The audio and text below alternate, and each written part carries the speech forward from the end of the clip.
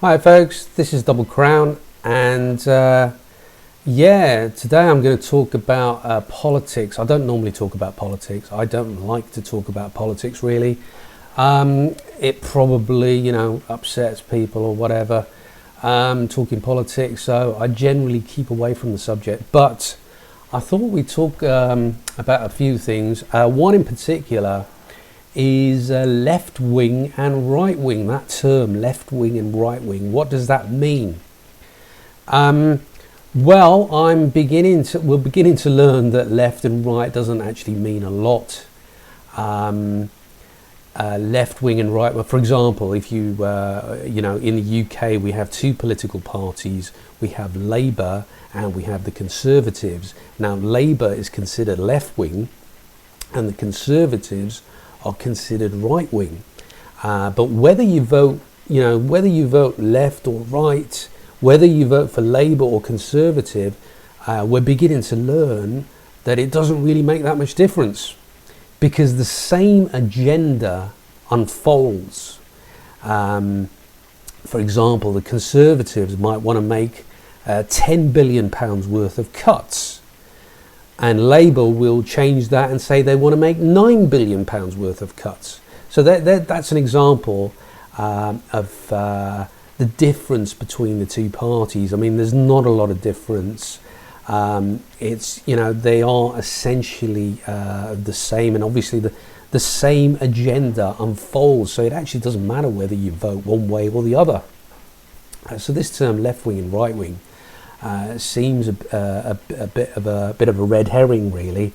And a classic example I can think of is I saw somebody ask a question on a political show that we have here in the UK, which is called Question Time. And somebody from the audience was asked, asking a question, and they said, "Are the Labour Party too left wing for England, and are they too right wing for Scotland?" Now that question made me think. As soon as somebody starts talking about the left wing and the right wing, something goes off in my mind. I have something on the in my brain. It's called a bullshit receptor. I think we've all got one. A bullshit receptor. You can Google it. It's part of the brain, and the bullshit receptor is a gland in the brain which has alarm bells attached to it, and whenever this gland is activated, this bullshit receptor, the alarm bells start going off. And whenever the terms left and right are used, my alarm bells start ringing. My bullshit receptor is activated. And that question, is Labour too left wing for England and too right wing for Scotland? It feels to me like the person who asked that question perhaps was a plant in the audience, or perhaps they picked that question deliberately, so they choose the type of questions that are going to be asked because they want the same agenda to unfold. So this left wing and right wing thing, the reason that question is particularly odd is because when you describe politics in terms of left and right, you exclude an awful lot of possibilities. For example, you exclude up and down. You exclude wrinkly and smooth. You exclude wrong and right. There are so many things that are excluded by just branding everybody left wing or right wing. For example, in Scotland, they're seeking independence through this, the SNP, the Scottish Nationalist Party, and the idea that Labour can somehow win these voters back by just becoming more left-wing is nonsense, because that basically just tries to keep Scotland within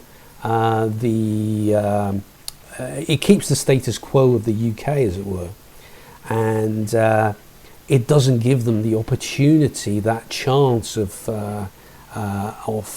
potential freedom, if you like, that they might have by having a new party called the SNP, because it just means that everybody either votes Labour or Conservative, and it controls the opposition. The controlled opposition is Labour in effect, which means that no other parties get a look in. The Scottish nationalists wouldn't get a look in, using this left and right analogy, and that's why the whole left and right analogy is completely bogus. Whenever I hear those terms, left wing and right wing, my bullshit receptor, my alarm bells start ringing. Now the other thing is the Labour Party have just got a new leader by the name of Jeremy Corbyn, and now he's kind of come in. He's got a lot of support. He became the leader of the Labour Party with a huge vote in his favour. So on the face of it, he seems very, very popular, and a lot of what he's saying, he's saying all the kind of right things. For example, some of his policies are, for example, he does not want to upgrade Trident, which would save the UK a huge amount of money. So on the face of it, that sounds great, great, no more Trident, we save a huge amount of money. Then he talks a lot about helping the poor, creating jobs, etc. Again, all on the face of it, it all sounds very, very nice. And then he talks about he has other policies as well, and they all sound very, very good. I mean, for example, he talks about immigration as well, and he thinks that the UK should be perhaps more generous in accepting immigrants into the UK. A controversial subject, but again, his stance is very, very humane, and he seems like a nice chap. But Jeremy Corbyn is a Fabian Society member, and the Fabians are a kind of society, a think tank, if you like, and there are lots of think tanks around. For example, the Bilderberg Group is a think tank. The Trilateral Commission is a think tank. The Council for Foreign Affairs is a think tank, and the Fabian Society is another one of these think tanks.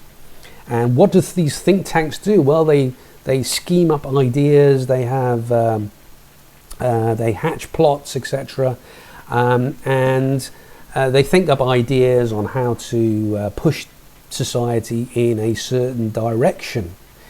And now I've heard, on the internet from one or two people that they think that Jeremy Corbyn could potentially be the next Prime Minister.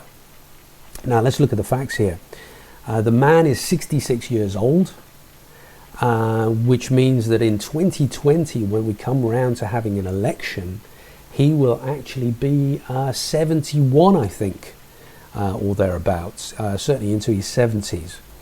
And when he finishes a term in office, if he was to get elected, he would be 75 or 76 years old.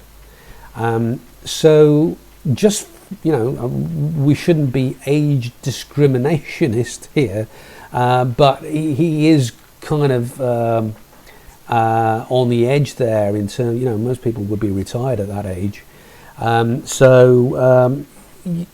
you just wonder where the Labour Party is headed here. That they pick somebody who is, who is getting on a bit, and he's saying all the right things, which kind of gives the illusion that we have a choice. He gives the illusion of democracy, but we're kind of learning that actually we live in a one-party system. That it doesn't matter whether you vote Conservative, it doesn't matter whether you vote Labour, the same agenda unfolds. And Jeremy Corbyn is saying all the right things, and it gives the illusion of choice that, there is a democracy. But you look at his age, I mean, he's 66 years old, and what are the chances of him getting elected? I mean, Labour have suffered very, very badly in the last election, and they were 100 seats down, which is quite substantial. 100 seats down. People have kind of written them off. And in 2020, for them to come back from such a catastrophic defeat, it seems very, very, very hard for them to do that, to win back 100 seats and maybe more, to actually clinch victory in the, in an election. And of course, Scotland has been voting SNP for a very long time. So all those seats in Scotland, 50 plus seats in Scotland, which quite often traditionally would have gone to Labour, are now going to the SNP. So Labour may never ever get those seats back. We don't know what's going to happen, and it makes it very, very difficult for Labour to get into power. Now, Labour have always been the party of opposition, and by opposing, you create an illusion of choice. But of course, if Labour get into power, the same agenda unfolds, and they're creating this illusion of choice. And of course, they've chosen somebody like Jeremy Corbyn, who's saying all the right things, and it's easy to put somebody like that in power, or to put him in the position of leader of the Labour Party, when you kind of know full well that the chances of him being elected are very, very slim. So there's no worry, there's no fear, there's no risk to the status quo there, because the chances are in 2020 the Conservatives would win again, and everybody will soon forget about Jeremy Corbyn and forget that he ever existed. So is that what's going on with politics? Are they creating an illusion of choice? Are they saying we are the opposition and we don't even care whether we get into power or not? We just want to pretend that there is a democracy. Is that what's going on? Thank you for listening, and I'll speak to you again soon. Bye for now.